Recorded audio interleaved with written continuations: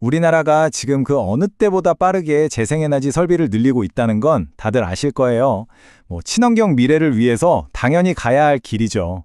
그런데 말이죠. 바로 이 급격한 변화가 아주 역설적이게도 우리 전체 전력망을 위험에 빠뜨리고 있다는 사실 혹시 들어보셨나요? 오늘 우리가 풀어볼 질문이 바로 이겁니다. 아니, 깨끗하고 좋은 에너지를 늘리는데 왜 오히려 위험이 커지는 걸까요? 이 이상한 역설의 한가운데로 저와 함께 한번 들어가 보시죠. 자, 그럼 먼저 지금 우리 전력망이 얼마나 큰 압박을 받고 있는지부터 좀 살펴볼게요. 이 거대한 녹색 에너지로의 전환이 기존의 낡은 시스템을 얼마나 거세게 흔들고 있는지 그 증거들을 직접 한번 확인해 보시죠. 6333. 이 숫자가 뭘 의미하는 걸까요? 이게 바로 2023년 기준 우리나라 전력 시장에 참여하고 있는 사업자 수입니다. 놀라지 마세요. 2001년에는요, 딱 10곳이었어요. 무려 600배 넘게 늘어난 거죠.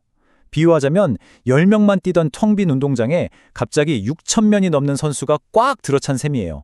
근데 이게 다가 아닙니다. 전력망이 겪는 스트레스가 또 있어요. 매일매일 오가는 전력량의 변동폭, 그러니까 전력망의 감정 기복이 훨씬 더 심해졌다는 겁니다. 2017년 이후에 무려 27%나 증가했어요.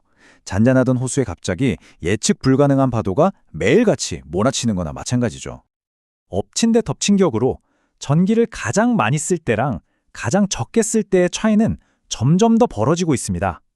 최고점은 계속 높아지는데 최저점은 오히려 더 낮아지는 거죠. 이렇게 되면 어떻게 될까요? 기존 발전소들은 어쩔 수 없이 아주 비효율적으로 가동될 수밖에 없고 전력망의 부담은 그야말로 눈덩이처럼 불어나는 겁니다. 자, 그럼 도대체 이 문제의 근본 원인이 뭘까요? 녹색 에너지 그 자체는 죄가 없습니다. 진짜 문제는요, 전혀 엉뚱한 신호를 계속 보내고 있는 이 낡아빠진 전력 도매 시장의 규칙에 있습니다.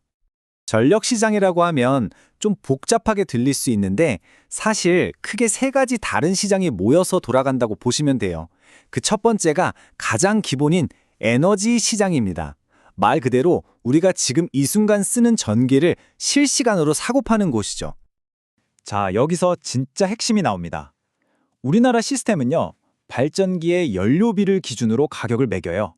그러니까 연료비가 아예 0원인 태양광이나 풍력 같은 애들은요, 가격 경쟁에 낄 수가 없는 거예요. 그냥 너넨 연료비 없으니까 먼저 사줄게, 이런 식인 거죠. 이러니 전기가 남아돌 때 이걸 효율적으로 관리할 방법이 전혀 없는 겁니다. 두 번째는 용량 시장인데요. 이건 말이죠, 전력망을 위한 보험이라고 생각하시면 이해가 딱 됩니다. 혹시 모를 비상사태에 대비해서 발전소들이 항상 대기 상태를 유지해주는 대가로 돈을 주는 거죠. 아주 중요한 안전장치라고 할 수 있어요.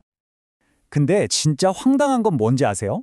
이 중요한 보험료가 어떻게 결정되냐면요, 시장 상황하고는 아무 상관없이 1998년에 지어진 낡은 발전소의 건설비를 기준으로 그냥 딱 고정되어 있다는 겁니다. 예비 전력이 더 많이 필요해져도 보험료가 오르질 않으니 어떤 사업자가 선뜻 새로운 투자를 하려고 하겠어요. 마지막 세 번째는 보조 서비스 시장입니다. 이건 우리 몸의 반사신경 같은 거라고 보시면 돼요. 전압이나 주파수가 아주 살짝만 흔들려도 1초도 안 되는 그 찰나의 순간에 즉각 반응해서 시스템 전체가 와르르 무너지는 걸 막아주는, 뭐랄까, 보이지 않는 영웅 같은 역할이죠.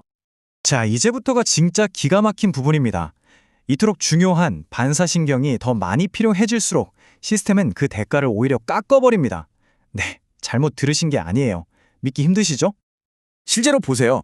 전력망의 안정을 지키기 위한 이 반사신경, 즉 보조 서비스 공급량은 급격하게 늘고 있습니다. 특히 가장 빠른 대응을 하는 1차 예비력은 불과 3년 만에 33.3%나 증가했어요. 이건 그만큼 우리 시스템이 더 불안정해지고 있다는 아주 명백한 증거거든요. 하지만 이 서비스에 지불되는 가격은 어떻게 됐을까요? 네, 보시는 것처럼 정반대로 곤두박질 치고 있습니다. 아니, 왜 이런 말도 안 되는 일이 벌어질까요? 이유는 간단합니다. 보상해 줄 수 있는 총 예산은 딱 묶여 있는데 서비스를 제공하는 발전소만 늘어나니까 결국 n분의 1로 나눠 갖게 되면서 단가가 뚝뚝 떨어지는 거예요. 일을 더 열심히 할수록 오히려 손해를 보는 그런 이상한 구조가 된 거죠.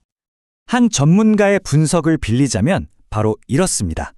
필요성이 커져서 보조 서비스 공급이 늘어날수록 다음의 가격은 오히려 하락하는 모순적인 상황. 결국 전력망의 절실히 원하는 행동을 하는 발전사들을 시스템이 오히려 벌 주고 있는 셈입니다. 자, 그럼 문제점은 이제 충분히 알았고 해결책은 뭘까요? 이 낡은 시스템을 21세기에 맞게 업그레이드를 할 수 있는 청사진을 한번 제시해 보겠습니다. 해결책의 핵심은 크게 세 가지입니다. 첫째, 모든 가격이 수요와 공급에 따라 자연스럽게 움직이도록 시장 기반 가격을 도입해야 합니다. 둘째, 이 새로운 시장이 제대로 굴러가는지 감시할 독립적인 규제 기관, 즉 공정한 심판이 필요하고요. 마지막으로 이렇게 바뀐 가격이 우리 집 전기요금에도 합리적으로 반영돼서 우리 모두가 전기를 더 현명하게 쓰도록 유도해야 한다는 겁니다. 아니 근데 이런 좀 기술적인 얘기들이 우리랑 무슨 상관이냐고요? 이게 왜 우리 모두에게 중요한지 그 큰 그림을 한번 보시죠. 이 시장 구조를 바로잡는 건요, 단순히 기술적인 문제가 아닙니다. 이게 제대로 되어야만 남는 전기를 저장할 배터리 같은 곳에 투자가 일어나고 우리 집 전기가 갑자기 끊기는 일을 막을 수 있고요. 궁극적으로는 100% 재생에너지 시대를 실제로 가능하게 만드는 가장 중요한 기반이 되는 겁니다. 진정한 녹색 미래를 위한 가장 확실한 투자라고 할 수 있죠. 결국 진짜 도전 과제는요, 태양광 패널 같은 하드웨어를 더 많이 짓는 데 있는 게 아닙니다. 그 하드웨어들이 제대로 효율적으로 돌아갈 수 있게 만드는 똑똑한 소프트웨어, 바로 이 스마트한 시장을 설계하는 데 있는 거죠. 마지막으로 이 질문을 한번 던져봅니다. 우리가 그토록 원하는 안정적이고 푸른 미래를 위해서 우리는 과연 어떤 가격을 지불할 준비가 되어 있을까요? 이건 단순히 전기요금 얼마를 더 내냐의 문제가 아니라 우리 사회 전체의 미래 가치를 어디에 둘 것인지에 대한 질문일지도 모릅니다.